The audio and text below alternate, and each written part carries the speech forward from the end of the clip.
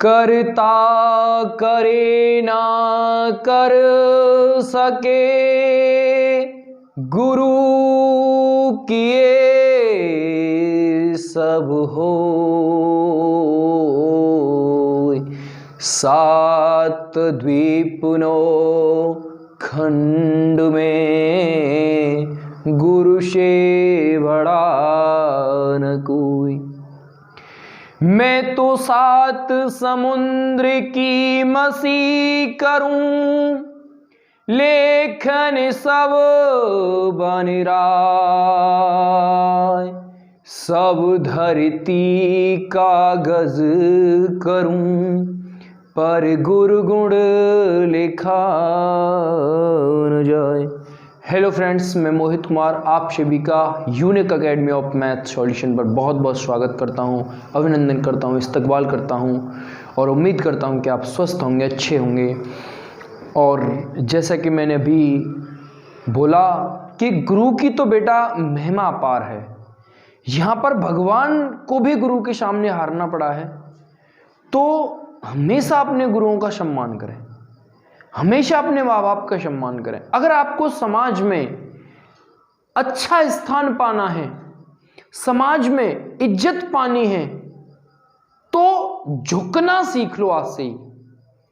अगर तुम किसी के सामने झुक जाओगे तो भगवान आपको इतना ऊपर उठा देगा, इतना ऊपर उठा देगा कि आप सोच भी नहीं सकते हो। तो अगर तुम्हें अपने छोटों से सम्मान पाना है तो पहले आपको अपने बड़ों का सम्मान करना होगा। जब आप अपने बड़ों का सम्मान नहीं करेंगे तो आपके छोटे, आपके भाई, आपके परिवार वाले आपका सम्मान नहीं करेंगे। समाज में इज्जत बनाना बेटा एक अपने आप में बहुत बड़ी बात होती है। जिस बंदे ने अपना नाम कमा दिया वो पार उतर गया, ये समझ लो। किसी का भी एग्जाम्पल ले लो, किसी का भी, लाखों एग्जाम्पल हैं लगा कि स्वामी विवेकानंद जी, मैं तो उन्हीं को अपना गाइडलाइन मानता हूं।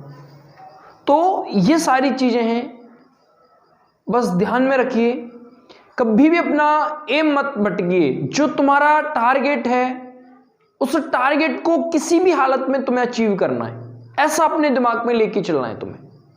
अगर आपने ऐसा अपने दिमाग में ले लिया कि हमें अपना लक्ष्य पाना है, किसी भी हालत में, खाना मिले ना मिले डजंट मैटर, लेकिन हमें अपना प्रयास करते जाना है। जब भगवान ने बेटा हमें जन्म दिया है तो खाना देगा ही देगा। जो एक फुटपाथ पर जो लोग रहते हैं उनसे तो आप कई गुना अच्छा हो कि आपके ऊपर छत तो है। इस चीज को ध्यान में रखो। अब दुख किसकी जिंदगी में नहीं आता, हर किसी की जिंदगी में दुख आता है। ऐसा कोई इंसान नहीं जिसकी जिंदगी में दुख ना हो, लेकिन उनके सामने हमें घुटने नहीं टेकने, हारना नहीं, हमें उनसे लड़ना है। तो ठीक है, बहुत ज्यादा नहीं बोलेंगे, सारी चीजें आप सब लोग जानते हो, लेकिन फिर भी आप इग्नोर करते हो। फिर भी मैं बात इस मैटर पर बहुत ज्यादा नहीं बोलता, लेकिन मेरा आज मन चाहा कि कुछ बोला जाए, तो इसलिए मैंने थोड़ा सी आपका 1-2 मिनट का समय लिया। हम मुद्दे की बात पे आते हैं। हमारा मुद्दा ये है कि हम टेस्ट सीरीज को सॉल्व करें, जो कि हमने 40 क्वेश्चन ऑलरेडी 2 वीडियोस में मैं अपलोड कर चुका हूं, आपने देखी हुई है। और हम आज भी 20 क्वेश्चन का असाइनमेंट सॉल्व करेंगे। ऐसे ही ऐसे हम 20-20 के हिसाब से पेयर बनाते जाएंगे और मजा आता जाएगा। क्या कह रहा है बेटा? 41वां सवाल, मेरी बात को ध्यान से समझेंगे पुत्र। एक संख्या को जब 49 से विभाजित किया जाता है तो उसका शेषफल 32 आता है। यदि उसी संख्या को 7 से विभाजित किया जाए तो शेषफल क्या होगा? मेरी एक छोटी सी बात को समझेंगे, बहुत आसान है। 49 से भाग करता है तो 32 शेष आता है, तो 7 से भाग करने पर क्या शेष आएगा? जब ये इसका गुणज हो तो कुछ नहीं करना है आपको, इसमें सीधा 7 का भाग कर देना है और उत्तर आपका आ जाएगा। 7 चौके 28 और 4 इस सवाल का उत्तर होगा। बात समझ में? ये इसका गुणज है। मैं और भी बहुत सारे सवाल इस पे कराएंगे हम। अगला सवाल, एक संख्या 280 से विभाजित करने पर 115 शेष बचता है, यदि वही संख्या 35 से विभाजित की जाए तो शेष क्या होगा। मेरी भी बात को फिर दोबारा, 280 को विभाजित कर रहा है, शेष कितना आ रहा है 115। अगर इसी को 35 से भाग किया जाए तो शेष कितना होगा। तो कुछ नहीं है, फिर इसमें इसका भाग कर दो, 35 दूनी 70 और 35 दिया 105, तो रिमाइंडर कितना बच गया भाई 10। इस सवाल का उत्तर हो। तो बहुत आसान है बेटा। अगली बात, एक संख्या x 289 से विभाजित करने पर केस का गुणज है भाई, ध्यान रखना, विभाजित करने पर 18 शेष बचता है, यह 17 से विभाजित किया जाए तो कितना बचेगा। तो वही कॉन्सेप्ट है, 289 से विभाजित करने पर 18 शेष बचता है तो 17 से विभाजित करेंगे, ये इसका गुणज है तो इसको ही विभाजित कर दो ना, कितना शेष आ गया 1। ये सवाल का उत्तर हो गया। बात क्लियर हो पाएगी नहीं, हाँ या ना। बहुत आसान है बेटा, मजे मजे से सीख लेंगे और मेरी बात आप तक पहुंच जाती है तो आप मेरी बात को आगे पहुंचा दें। आगे क्या कह रहा है, जब एक धनात्मक पूर्णांक संख्या 56 द्वारा विभाजित की जाती है तो उसका शेष 29 बचता है, तदनुसार उस संख्या का वह पूर्णांक 8 से विभाजित किया जाए तो शेष कितना होगा। तो वही कॉन्सेप्ट है, 29 में भाग कर दो, कितना आ गया 8 × 24, 5 शेष बचेंगे। ये सवाल का उत्तर बहुत आसान है। एक धनात्मक संख्या 425 से विभाजित करने पर शेष 45 आता है, उसी संख्या को 17 से विभाजित करने पर कितना आएगा। तो 45 में कर दो, 17 दूनी 34 बच गए 11 और 34 45 होते हैं। बहुत आसान है बेटा। 5 सवाल हमारे कंप्लीट हो चुके हैं। अब यहां से थोड़ा सा कॉन्सेप्ट बनता है, बहुत ध्यान से समझेंगे इस बात को। गुरु किए सब हो, सखीरी वृंदावन जाऊंगी, हरीरी मेरे उठे बिरह की पीर। आगे सवाल क्या कह रहा है, विभाजक के एक योगफल में विभाजक भागफल का 10 गुना और शेष फल का 5 गुना है, तदनुसार यदि शेष 40 हो तो भाज्य कितना होगा। बहुत ध्यान से समझेंगे, पहले तो एक फॉर्मेट होती है भाज्य बराबर। मैं इस बात को बहुत ही शांति प्रति से पढ़ा रहा हूं बेटा। यह होता है भागफल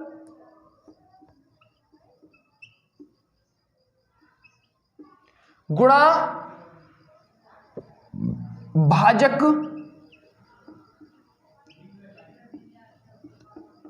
प्लस शेष। बात समझ में आ रही है कि नहीं। भाज्य बराबर भागफल भाजक भागफल गुणा भाजक प्लस शेष। बात क्लियर है। अब सवाल के मुद्दे पे आते हैं। तदनुसार उसका शेष कितना है 40 है और वो भाजक का कितना है, भाजक का है बेटा वो भाजक भागफल का 10 गुना है और शेष फल का 5 गुना है। तो भाजक विभाजक हो भाजक को बात एक की है, तो यहां से भाजक कितना निकल के आएगा 5 गुना शेष, और शेष कितना है भाई 40 है, तो यहां से हो जाएगा 5 गुणा 40 बराबर का 200। भाजक कितना आ गया भाई 200 और भागफल कितना होगा फिर, ये कह रहा है भाजक बराबर है 10 गुणा भागफल, इसके बराबर 200 है तो इसके बराबर कितना आएगा 200 बराबर 10 गुणा भागफल। इससे इसको काटा तो ये आ गया 20। बहुत आसान है। अब यहां से 20 मैंने निकाल दिया बेटा, तो इस फॉर्मेट में लिख दो ना, ये होगा 20 गुणा 200 और प्लस का 40, ये हो गया बेटा 4000 और 4000 और 40। इस सवाल का उत्तर हो गया। भाज्य बराबर आ गया 4040। ये आपकी बात समझ में आई कि नहीं आई? मेरी दोबारा इस बात को समझिए। मैं सवाल का उत्तर एज ए स्टूडेंट सोचता तो बिल्कुल सेकंडों में कर देता, पेन भी नहीं उठाना पड़ता। अगर मैं इस हिसाब से सोचता, कैसे मैं एक बात को समझाने की कोशिश कर रहा हूं तुम्हें। वहां ये कह रहा है कि भाजक है भागफल का 5 गुना है, और वहां कितना दे रखा है, सॉरी भाजक शेषफल का 5 गुना है, और शेष वहां कितना है 40 है। तो भाजक कितना होगा फिर 200 होगा कि नहीं होगा? और भाजक भागफल का 10 गुना है, तो भागफल कितना हो गया फिर? भागफल 20 हुआ कि नहीं? 20 गुणा 200 4000 प्लस 40 4040 सवाल का उत्तर होगा। तो बहुत आसान है अप्रोच है बेटा। अरीरी मेरे उठे बिरह की पीर, मतलब कि ध्यान में रखनी है बात।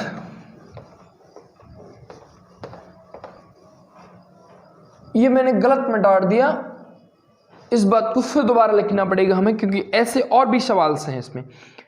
कोई संख्या जब 175 से विभाजित की जाती है तो उसका शेषफल 132 आता है। उसी संख्या को 25 से विभाजित किया जाए तो शेषफल कितना होगा? सवाल आपके नीचे आ रहा होगा, आपको ध्यान से देखना है। फिर वही कॉन्सेप्ट लगा दो, 132 को विभाजित कर दो बेटा 25 से, 25 पंजे 125 और 7 इस सवाल का शेष हो गया।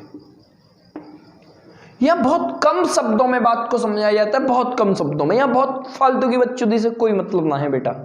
बात क्लियर है? या फालतू बात नहीं की जाती है, बस मनोरंजन के लिए एक दो मुझे गाना अच्छा लगता है, इसलिए मैं बीच बीच में ट्रेलर दे देता हूं। बाकी मेरा मजाक का कोई मूड नहीं होता है। अच्छा, अगला सवाल, किसी संख्या को 91 से भाग देने पर शेषफल 17 मिलता है। उसी संख्या को 13 से भाग करेंगे तो बहुत आसान है। 17 से भाग करना है तो 91 से भाग करना है तो 17 आ रहा है, तो 13 से भाग करेंगे तो कितना आएगा? 4 आएगा। 17 में ही कर दो, क्योंकि वो 13 का गुणज है 91, 13 7 91 होते हैं। बात समझ में आएगी नहीं? हाँ या ना? तो कितना हो गया? 4 इस सवाल का उत्तर हो गया। 49वां क्वेश्चन क्या कह रहा है? एक संख्या को जब 899 से विभाजित किया जाता है तो शेषफल 65 मिलता है। तदनुसार उस संख्या को 31 से विभाजित किया जाए तो शेषफल क्या होगा? 31 से विभाजित किया जाए 65 में भाग कर दो, कितना हो गया? 31 दूनी 62, मतलब कि 3 इस सवाल का शेष होगा। बहुत आसान है। दुनिया में कितना गम है, मेरा गम कितना कम है, औरों का गम देखा तो मैं अपना गम भूल गया। तो बेटा टेंशन नहीं लेनी, दुनिया में बहुत सारे गम हैं, तो आप अपने मजे में मस्त रहें, पढ़ाई करें, मस्त रहें, स्वस्थ रहें। अगला 50वां क्वेश्चन क्या कह रहे हैं? विभाजक के एक प्रश्न में भाजक भागफल का 4 गुना। मेरी बात को ध्यान से समझेंगे। इस सवाल को विदिन सेकंडों में ऑप्शन से ऐसा टेक होगा ये सवाल जैसे कहते हैं कि नहीं। विभाजक के प्रश्न में भाजक भागफल का 4 गुना है और शेषफल का 2 गुना है। यदि ए और बी क्रमशः भाजक और भाज्य है तो कौन सी कंडीशन पॉसिबल हो सकती है? एक बात बताओ, यहां भाज्य बराबर क्या होता है? भाजक गुणा भागफल प्लस शेष। अब एक बात बता बेटा कि वहां पर भाज्य कितना दे रखा है? बी दे रखा है। यहां पर एक टारगेट कर दो बेटा, यहां इस बात को क्लोज कर दो तो बी किसी के, अब यहां पर ऑप्शन पे थोड़ा सा ध्यान देना है। बी स्क्वायर हो सकता है, कभी नहीं हो सकता बी का स्क्वायर, जबकि पहले ऑप्शन में बी स्क्वायर हो रहा है। अच्छा, फिर तुम ये सोचो कि वहां दूसरे ऑप्शन में 4b हो रहा है, 4b हो रहा है। ठीक है, मान लेते हैं एक बार कोई ऑप्शन हो सकता है। दूसरी बात को समझेंगे। तीसरी बात यह है कि a+1 का होल स्क्वायर माइनस बराबर का 4ac। अब एक बात बता कि जब ये भाज्य है तो या तो यहां होना चाहिए ये, या फिर इसके डिवाइड में होना चाहिए। बात तभी तो पॉसिबल हो सकती है कि नहीं हो सकती है। तो मींस क्या होगा, या तो इसकी यहां होगा या फिर डिवाइड में होगा। तो कौन से ऑप्शन में डिवाइड में है? चौथे वाले ऑप्शन में डिवाइड में। और ये इस सवाल का सही उत्तर है। मेरी बात को फिर दोबारा समझ लेंगे। मैं सवाल का उत्तर करता हूं कैसे।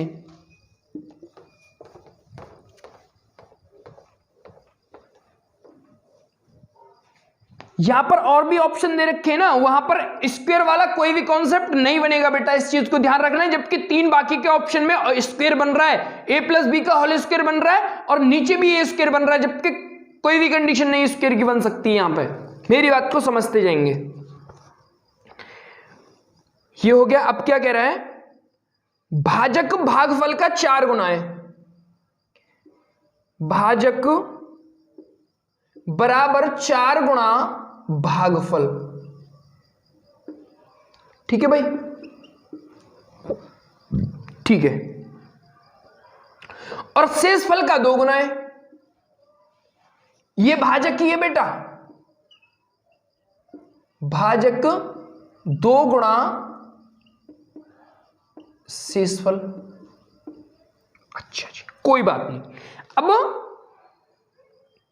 ए और बी क्रमशः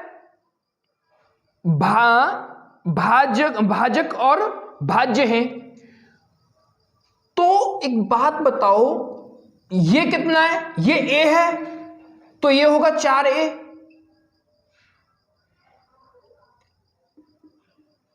ठीक है। और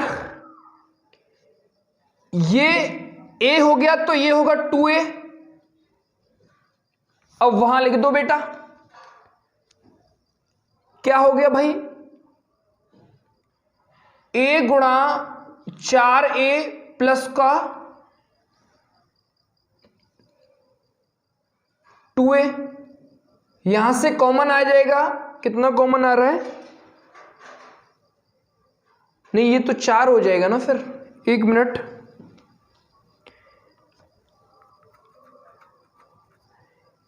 ये होगा, ये हो गया ए। भाजक का भाजक हो गया, मैंने मान ला ए है तो भागफल होगा, नहीं नहीं 1 मिनट,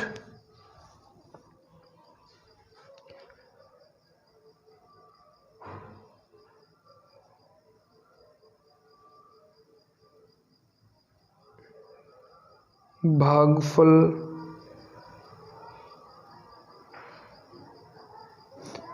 यहां से शेष भी तो निकालना पड़ेगा भाई। यहां से भागफल निकल के आएगा, यहां से ये a हो गया और ये भी a होगा। तो यहां से भागफल, सही तो है यार, यहां से भागफल होगा a/4 और यहां से शेषफल होगा a/2। ठीक है बेटा, इनकी वैल्यूज यहां लिख दो बेटा।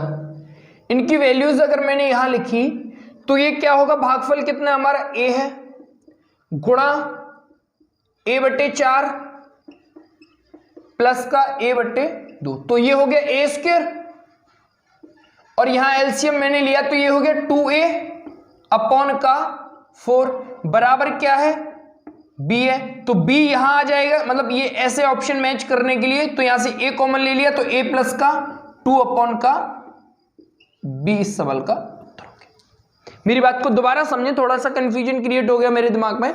मींस ये है कि अगर ये a है तो भागफल कितना होगा 4/a, मतलब a/4 और यहां से ये a है तो शेषफल कितना होगा a/2। तो वहां पर उस फॉर्मेट में लिखी a तो भाजक हो गया, भागफल कितना a/4 और शेष कितना हुआ a/2। तो मींस क्या हो गया, a स्क्वायर अपॉन का 4 प्लस का a अपॉन 2। यहां से मैंने 4 एलसीएम ले लिया तो ये 2a हो गया, ये a स्क्वायर a यहां से कॉमन लिया तो a प्लस का 2 अपॉन का, और ये मिलाने के लिए मैंने कर दिया b बराबर। बात समझ में आई कि नहीं? हाँ या ना? तो इस तरीके से सवाल को करना है। आगे बहुत थोड़ा सा कॉम्प्लिकेटिव था बट इतना भी नहीं। आगे क्या कह रहा है,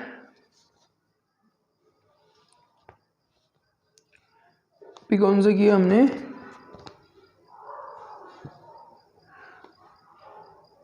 अरे भाई कौन सा क्वेश्चन था ये?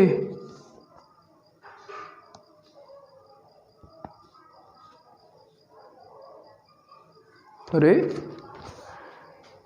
चलो क्वेश्चन, हाँ 50 हो गए ना, 51 में है। ये कह रहा है 4 अंकों की बड़ी से बड़ी संख्या कौन सी है? छोटी से छोटी संख्या जोड़ी जाए कि योगफल इतने से पूरी तरह विभाजित हो जाए। मेरी एक बात को समझेंगे बेटा,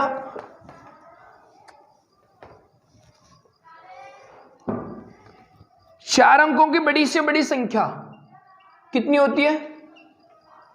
इतनी। अब वो कह रहा है 137 से पूरी तरह विभाजित हो जाए, तो 137 का इसमें भाग करेंगे। बहुत बारीकी से सारी चीजें चल रही हैं। अब ये ना सोचेंगे भाग वाला कॉन्सेप्ट ये क्या, मुझे कोई भी चीज से कोई फर्क नहीं पड़ता बेटा, मैं अपने तरीके से पढ़ाऊंगा इस बात को। आपकी समझ में भी आ रहा होगा, ऐसा नहीं कि आपकी समझ में नहीं आ रहा है, मेरी बात को समझते जाएं। तो इसमें इसका मैंने भाग किया बेटा, तो 13 7 91, इसमें 3 बार नहीं 307 से भाग देना भाई, ये इसमें 3 बार जाएगा, ये हो गया 921 बटे 8 और 7, फिर उतार लिया ये, फिर इसका 2 बार कर दिया 614, यहां बच के 5 और यहां बच के 7 और यहां बच के 175 बचा। अब ये कह रहा है पूरी तरह विभाजित हो जाए, सबसे छोटी संख्या जोड़ी जाए, ये तो जोड़ने वाला कॉन्सेप्ट थोड़ी ना बनेगा इसमें, तो वो तो अच्छा सही है। तो इसमें इनका अंतर कितना आ गया भाई? 307 का अंतर आएगा 132। अगर यहां 132 और होता है, इस संख्या में जोड़ देता तो वो संख्या पूरी तरह विभाजित हो जाती। तो ऑप्शन नंबर कौन सा सही हो गया? 132। बात क्लियर है? अच्छा, दूसरा, जब n को 5 से विभाजित किया जाता है तो शेषफल 2 आता है, तदनुसार n स्क्वायर से विभाजित किया जाए तो शेषफल कितना होगा? सीधा सा कॉन्सेप्ट है, यहां n स्क्वायर से वहां n से विभाजित कर रहे थे तो कितना आ रहा था? 2। अब n स्क्वायर से विभाजित करेंगे तो कितना आएगा? 4। तो इसी को 5 से विभाजित करेंगे तो रिमाइंडर कितना आ गया? 4। इस सवाल का उत्तर हो गया। बहुत आसान है बेटा।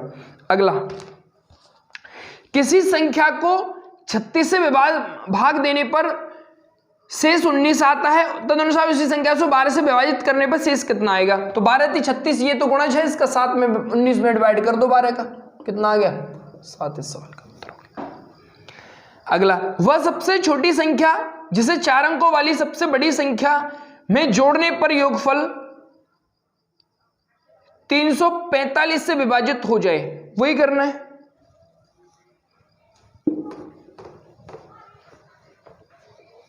अभी जो कॉन्सेप्ट किया है वही करना है बेटा।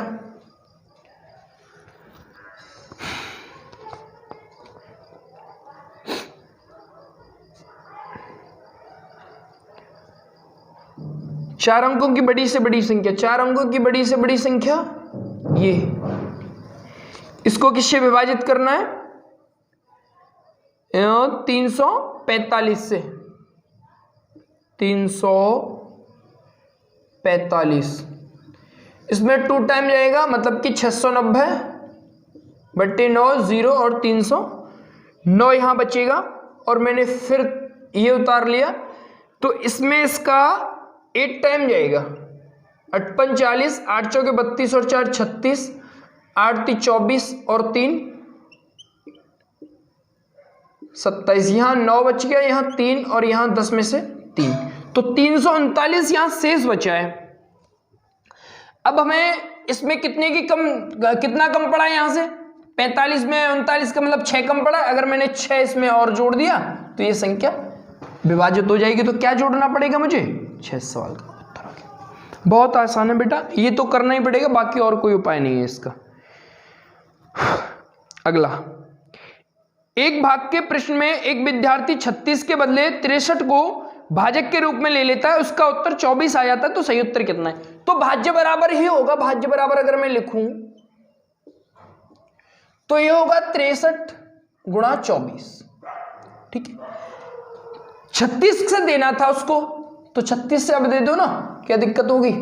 12 से इसको काटो 3 बार, 12 से इसको काटो 2 बार, इसको काटो इससे 2 और 1 और 21 दूनी 42। इस सवाल का बात क्लियर हो पाएगी नहीं? वहां गलती से उसने इसकी जगह ये लिख दिया, तो उसका उत्तर कितना हो जाएगा? उसका गुणन। लेकिन उसको करना क्या था? इससे भाग देना था, तो इससे भाग दे दो, क्या दिक्कत होगी? अगला सवाल,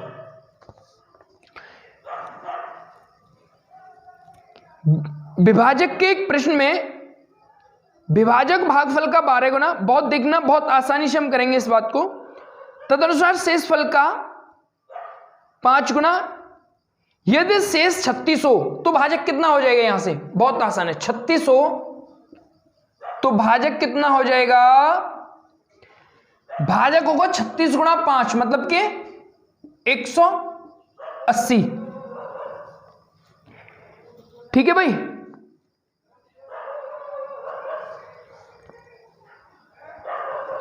भाजक हो गया हमारा 180। अब ये 12 गुना है, तो भागफल कितना होगा? इसमें 12 का भाग कर देंगे तो ये आएगा 15, भागफल हो गया 15 और उत्तर कर दो, फिर क्या दिक्कत है? ये 180 भाज्य पूछ रहा है, प्लस का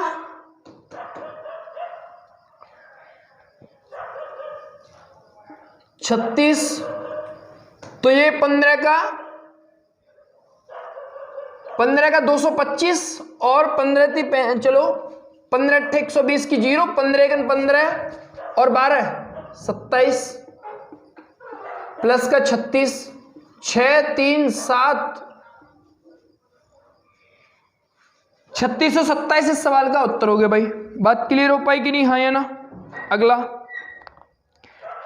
इस सवाल को ध्यान से समझेंगे, बिल्कुल यहां फ्रेश माइंड से, बहुत ज्यादा जल्दबाजी नहीं करनी भाई। अगर किसी को जल्दी हो, नो डाउट जा सकता है, लेकिन यहां हम बात को बिल्कुल आराम आराम से समझाने की कोशिश करेंगे, और जो बात जिसकी समझ में आएगी वो पढ़ेगा, नहीं आएगी तो नहीं पढ़ेगा, सीधा सा फंडा है, बट हमें करना है। मेरी बात को समझते जाएं। ए 228 को विभाजित करता है और शेष 18 बचता है। ए का 2 अंकों का सबसे बड़ा मान क्या होगा? मतलब गुणनखंड की, मतलब गुणज की बात कर रहा है वो। मेरी बात को समझेंगे, जब 280 से विभाजित कर रहा है तो शेष कितना आ रहा है? 18। तो मैंने इसमें से 18 घटा दिया और वो नंबर में मुझे पता चल जाएगा, वो मुझे नंबर पता चल गया कि वो है 210। अब इसके फैक्टर करो बेटा, इसके फैक्टर होंगे 2 गुणा 2 गुणा 2 गुणा 2 गुणा 3 गुणा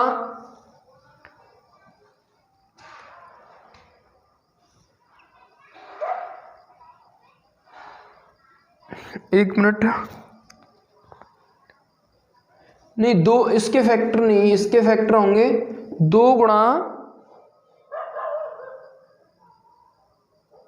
3 गुणा 5 गुणा 7, 7 पंजे 35, 35 दूनी 7 पंजे 35 दिया 105 दूनी 210।